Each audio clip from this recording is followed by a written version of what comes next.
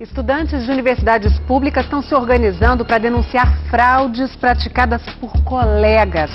Colegas que mentiram para entrar na faculdade usando o sistema de cotas. Nossos repórteres encontraram gente que declarou ser de baixa renda quando não era. E também um grupo que se passou por quilombola, ou seja, por descendente de escravos.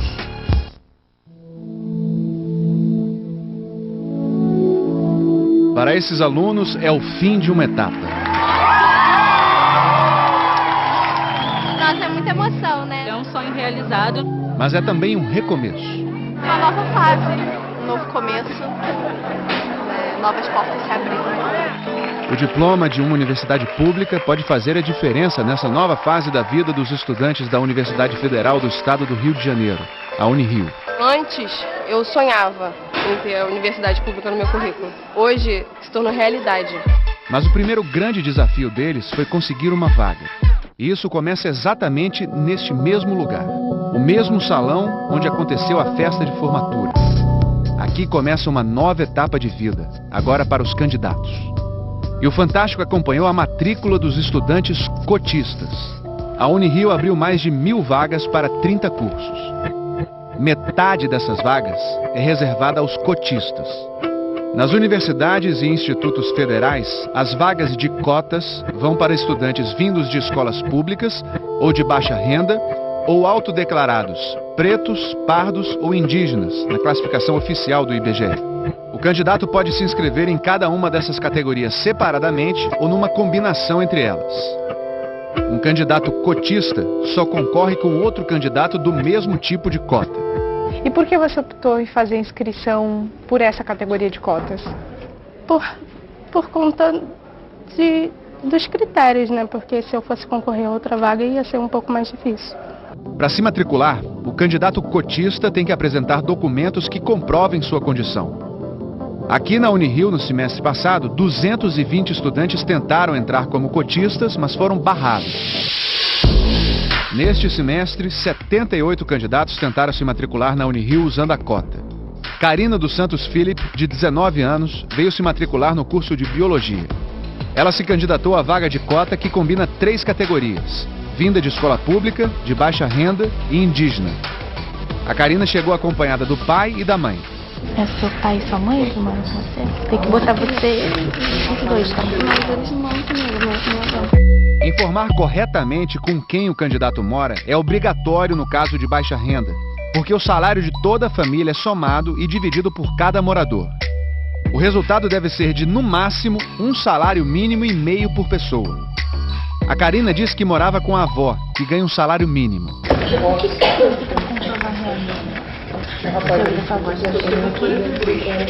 tem a conta de luz. Mas a conta de luz que ela apresentou estava no nome da mãe. E isso chamou a atenção da universidade. Tá, e por que você não mora com a sua esposa? Não, tipo, é um irmão só. Eu moro mais com a minha avó, no quarto mais ou menos dela. Para o Fantástico, a Karina contou uma história ainda mais confusa. Então você mora com seu pai também, né?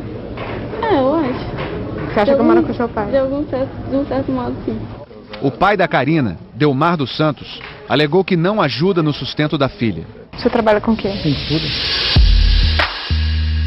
O Fantástico foi até o endereço onde a Karina disse que morava, em Teresópolis, região serrana do Rio. No lugar de uma casa simples, encontramos esse hotel, com o mesmo nome da família da Karina, Philip. O hotel, em estilo alemão, tem 2 piscinas e 10 suítes, todas com televisão e frigobar.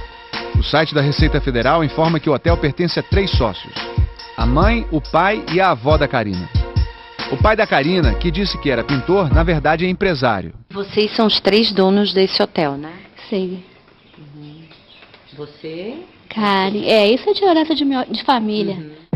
16 anos depois da primeira lei de cotas em universidades, a concorrência para conseguir uma vaga numa instituição pública aumentou. E o número de cotistas também. Segundo o MEC, em 2013, apenas os autodeclarados pretos, pardos ou indígenas eram quase 15 mil. Este ano são quase 20 mil. Mas junto com esse aumento vieram denúncias de fraudes. Grupos de estudantes desconfiam que tem gente fraudando a autodeclaração para conseguir cotas. Uma questão muito complicada.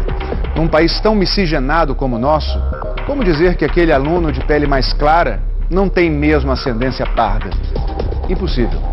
Mas alguns alunos querem que haja algum tipo de checagem, o que fere o princípio da autodeclaração e, para muitos especialistas, acaba instituindo tribunais raciais, o que é condenável. Decretar apenas com base na aparência, quem é ou não é pardo, quem vem de uma família miscigenada ou não, é uma questão explosiva e capaz de gerar muita confusão. Um desses grupos é formado por alunos da Universidade Federal do Espírito Santo. Este ano eles fizeram um dossiê com uma lista com 40 alunos que teriam ocupado vagas de cotas irregularmente. Eles procuraram o Ministério Público Federal, que decidiu que nenhum dos alunos denunciados vai ser investigado. Como a lei prevê que o critério de identificação racial é a autodeclaração, esse critério, essa identificação racial, não pode ser questionada pela universidade. Mas a promotoria recomendou que a universidade decidisse qual método ia usar para evitar fraudes. A gente não vê como problema a autodeclaração. A gente vê que todo o processo seletivo precisa ser repensado. Na Universidade Federal do Recôncavo da Bahia, quem denuncia é alvo de ameaças. Essa aluna aceitou gravar entrevista, sem mostrar o rosto. Você já sofreu ameaças por causa das denúncias? Não só eu, como vários colegas meus já sofreram esse tipo de ameaças, as pessoas dizem que vai bater, ou que para se cuidar, porque está de olho na gente. Quantas suspeitas de fraude vocês denunciaram? Em torno de 12 a 13. Isso todos os estudantes da medicina? Sim. A aluna entregou a lista com os nomes para a universidade e para o Ministério Público Federal da Bahia. Estamos averiguando, essas suspeitas de fraudes. O Ministério Público Federal na Bahia decidiu que não vai investigar os alunos denunciados, mas marcou uma audiência pública no mês que vem para discutir formas de evitar fraudes. Tem um sentimento de impotência, porque a gente busca as provas, a gente denuncia e nada acontece.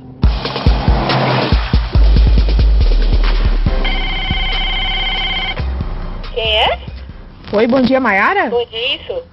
Oi? É, Maiara. Oi, bom dia, Maiara. Eu sou Luciana, eu sou jornalista.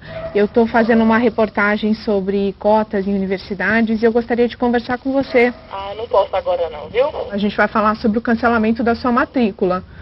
Você não gostaria de falar sobre o assunto? Eu não gostaria não. Essa voz é de Maiara Aparecida Oliveira Freire. Em 2013, ela se inscreveu para uma vaga no curso de Medicina da Universidade Estadual do Sudoeste da Bahia, em Vitória da Conquista. Ela queria entrar na cota reservada para quilombolas, pessoas descendentes de escravos. Outras universidades estaduais também adotam esse tipo de cota. Ele tem que comprovar que ele é residente do quilombo e morador do quilombo. Na hora da matrícula, Maiara apresentou estes 3 documentos. O primeiro é uma autodeclaração quilombola. O segundo documento diz que Maiara mora no quilombo Rocinha, no interior da Bahia. E Maiara também afirmou que seu endereço era no povoado da Rocinha. Logo depois que ela entrou na faculdade de Medicina, um aluno denunciou o caso ao Ministério Público. Chegou a denúncia informando que a Maiara, ela nunca tinha residido nesta comunidade. A denúncia dizia que Maiara nasceu nesse município de 40 mil habitantes, a 205 quilômetros de Vitória da Conquista. A família é dona dessa concessionária de motos. Maiara cursou o ensino médio nessa escola particular. Maiara foi condenada por falsidade ideológica e uso de documento falso. Vai prestar serviços comunitários e pagar multa de um salário mínimo. Ela tinha cursado 3 anos de medicina e depois da sentença foi expulsa da universidade. Maiara está recorrendo da decisão na justiça. O Fantástico procurou o advogado dela, que não retornou as ligações. Para checar a história de Maiara, o Fantástico foi até o quilombo da Rocinha. Fica numa comunidade rural, perto do município onde Maiara nasceu. Aqui vivem 200 famílias descendentes de escravos. Encontramos Maria Regina Bonfim, presidente da Associação Comunitária Quilombola Rocinha. Foi ela quem assinou o documento da Maiara. A Maiara, alguma vez já morou aqui na Rocinha? Não, ela nunca morou aqui na Rocinha. A senhora pode confirmar que a família da Maiara é remanescente quilombola? Não posso. E a família dela? Não, eles são contribuintes da associação. A contribuição da família da Maiara com a comunidade sempre foi financeira? Sempre foi financeira. Pelo fato de eles sempre terem contribuído financeiramente aqui com a comunidade, isso levou a senhora a emitir esse documento? Eu acho que sim, viu? Na mesma época, outras denúncias acenderam o alerta. Nós recebemos uma denúncia anônima de que existiriam outros que estariam na mesma situação de irregularidade. O promotor pediu que todas as universidades públicas da Bahia que têm alunos quilombolas enviassem os documentos dos estudantes. 4 universidades públicas da Bahia enviaram documentos de 32 alunos. 22 eram do Quilombo Rocinha. E todos os documentos assinados por Maria Regina. Metade desses alunos entrou no curso de medicina. Considerando que o quilombo é um quilombo pequeno, né, o número de estudantes que está se declarando realmente chama a atenção. O Fantástico apurou que outras 2 estudantes matriculadas no curso de medicina na mesma faculdade de Maiara apresentaram o mesmo documento que ela. Nunca moraram aqui no Quilombo da Rocinha? Nunca morou aqui no Quilombo. E elas não são daqui da comunidade? Não são daqui. Essas 2 estudantes contribuem financeiramente com a associação? Contribuem. E a senhora, então, emitiu informações falsas também para essas 2 estudantes? Para essas 2 estudantes. O caso da Maiara não foi o único em que a senhora emitiu um documento com informações falsas? O falsas? caso da Maiara não foi o único que eu cometi a burrice. A burrice. A Universidade Estadual do Sudoeste da Bahia disse que está investigando todos os alunos que entraram com documentos emitidos pelo Quilombo da Rocinha. Em outras universidades, a tentativa de acabar com fraudes acabou ferindo o princípio da autodeclaração e gerando constrangimentos. Em 2007, a Universidade Federal de Santa Maria, no Rio Grande do Sul, adotou uma prática acreditando que isso acabaria com as fraudes. Cíntia se declarou parda e veio se inscrever no curso de Direito. Mas para fazer a matrícula, ela precisou passar por uma comissão que decide quem pode e quem não pode usar a cota. A entrevista funciona assim. Dentro da sala, numa mesa, 4 avaliadores analisam características físicas da candidata e fazem perguntas. Se eu me considerava parda, porque se tinha gente na minha família que era parda. Sim, havia muito uma situação de instabilidade, de algumas denúncias. A Universidade de Santa Maria foi a primeira do Brasil a criar esse tipo de comissão e já impediu 20 alunos de se matricularem. Um desses casos aconteceu no ano passado. Um estudante selecionado para odontologia teve a matrícula negada. Ele disse que era pardo. O caso foi parar no Tribunal Regional Federal, que legitimou a decisão da comissão. Ministérios públicos de outros estados, como vimos, decidiram não investigar as denúncias, porque a lei diz que o que vale é a autodeclaração. Essas comissões, por uma questão lógica, geralmente elas são integradas por pessoas que têm uma militância em movimentos negros e indígenas, etc. Elas dão uma certeza de que não está havendo nenhuma fraude à lei. Muitos juristas são contra submeter os candidatos cotistas a essas comissões. Você vai submeter aquelas pessoas que fazem uma declaração de enquadramento nas cotas a um cheque, a uma testagem que cria um tipo de segregação. Você vai submeter essas pessoas a um constrangimento de terem que provar aquilo que estão declarando.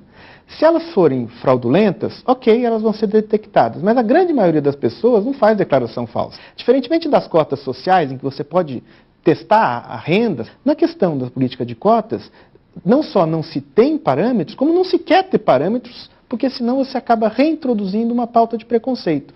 Há, porém, quem defenda essas comissões.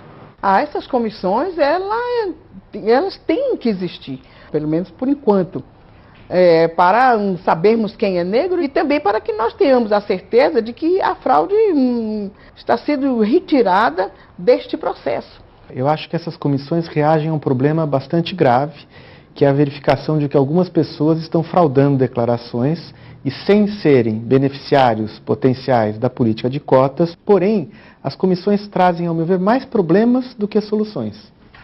Lembra a Karina, que a gente mostrou no início da reportagem?